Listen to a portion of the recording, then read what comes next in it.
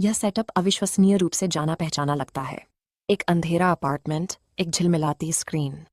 बाहर बारिश शीशे पर दस्तक दे रही है, जबकि अंदर एक शांत न्यूज एंकर 3 ब्लॉक दूर एक शव मिलने का विवरण दे रहा है। लेकिन प्रसारण असहज रूप से विशिष्ट हो जाता है।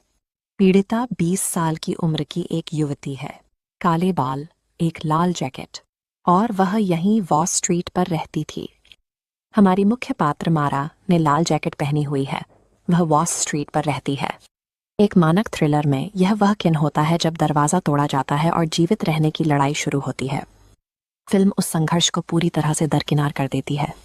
मारा आज रात अपनी जान के लिए नहीं लड़ने वाली है, क्योंकि उसके पास लड़ने के लिए जान ही नहीं है। वह समाचार में दिखाई गई पीड़िता थी। हमारे प्ले बटन दबाने से पहले ही उसकी मृत्यु हो चुकी थी। यह चार्ट कहानी को चलाने वाले संरचनात्मक इंजन को दिखाता है। मरणोपरांत लूप, एक अज्ञात चरमोत्कर्ष की ओर बढ़ने वाली रैखिक समय रेखा के बजाय मारा की चेतना एक बंद चक्रीय पथ पर फंसी हुई है, जो उसे अपने अंत तक ले जाने वाले अंतिम क्षणों को बार बार जीने के लिए मजबूर करती है। पहले 60 सेकंड में जीवित रहने की संभावना को समाप्त करके फिल्म डर को महसूस करने के हमारे तरीके को पूरी तरह से बदल देती है। तनाव अब इस बात से नहीं आता कि वह बच पाएगी या नहीं। आतंक पूरी तरह से लूप की कष्टदायक अनिवार्यता में निहित है। प्रसारण के बंद होने के बाद फोन बजता है। एक अज्ञात कॉलर मारा का नाम फुसफुसाता है, उसकी लाल जैकेट पर ध्यान देता है और उसके कटोरे में बचे हुए अनाज के चम्मचों की सटीक संख्या गिनता है।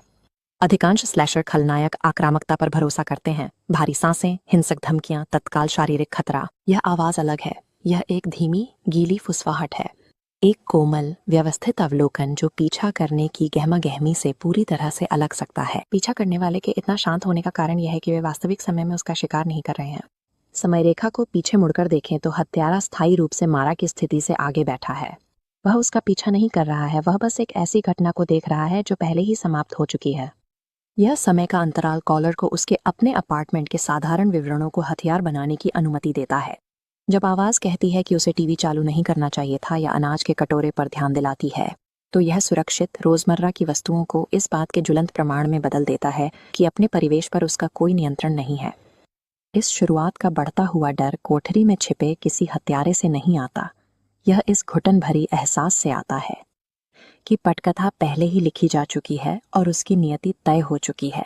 तुरंत भागने का रास्ता तलाशते हुए मारा बाथरूम की ओर पीछे हटती है और फिल्म एक कठोर संवेदी मोड़ लेती है।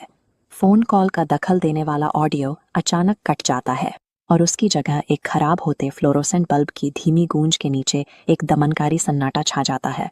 वह सुरक्षा के लिए चाकू उठाती है और अपनी परछाई देखती है। जब मारा अपना हथियार उठाती है तो शीशे में दिख रही आकृति पूरी तरह स्थिर रहती है। मुद्रा एक जैसी है, लाल जैकेट एक जैसी है, लेकिन पीछे मुड़कर देखने वाले चेहरे की आंखें पूरी तरह काली हैं और मुंह अजीब तरह से खिंचा हुआ है। टाइम लूप के संदर्भ में यह टूटी हुई परछाई उसकी अपनी आत्मा का दृश्य प्रतिनिधित्व करती है। उसकी चेतना उस भौतिक वास्तविकता से सक्रिय रूप से अलग हो रही है जिसमें वह अभी भी दृढ़ता से विश्वास करती है कि वह रहती है।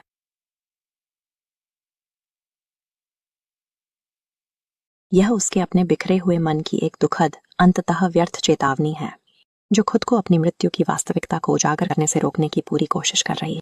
गति तेज हो जाती है। मारा अपार्टमेंट छोड़ देती है और अपनी इमारत के लंबे सूने गलियारे में भाग जाती है।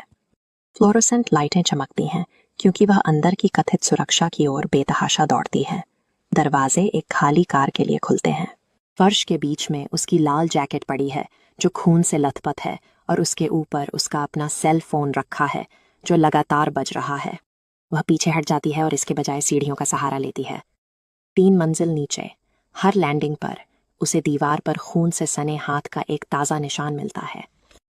जैसे जैसे वह हर मंजिल नीचे उतरती है, हाथ के निशान और नीचे होते जाते हैं।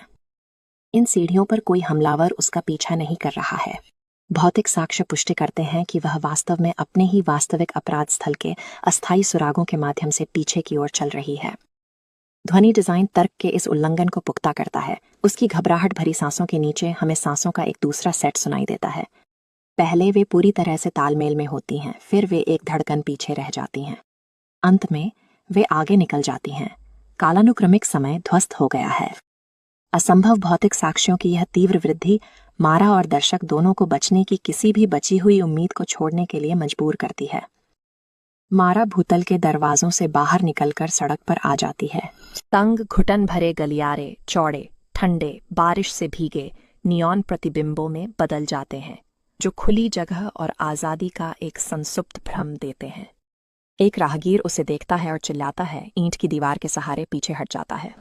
एक जोड़ा किराने का सामान छोड़ देता है और भाग जाता है। एक गुजरती कार सड़क से हट जाती है। जो कोई भी मारा को देखता है वह भाग जाता है। वह अपने हाथों को नीचे देखती है और महसूस करती है कि वे पारभासी हैं। गीला फुटपाथ उसकी हथेलियों के आर पार साफ दिखाई दे रहा है। वह एक दुकान की खिड़की देखती है और उसे कोई प्रतिबिंब वापस नहीं दिखता। यह शाश्वत आघात की अवधारणा को दर्शाता है। दर्शन यह है कि असली डर चाकू की धार का शारीरिक दर्द या मरने का संक्षिप्त कार्य नहीं है। यह उस सटीक क्षण को लगातार जीने की स्थायी स्थिति है जब आपको एहसास होता है कि आप मर चुके हैं। परिसर के अंदर कहीं गहराई से समाचार प्रसारण की दबी हुई गड़गड़ाहट फिर से शुरू हो जाती है। एक नया किराएदार अभी अभी आया है।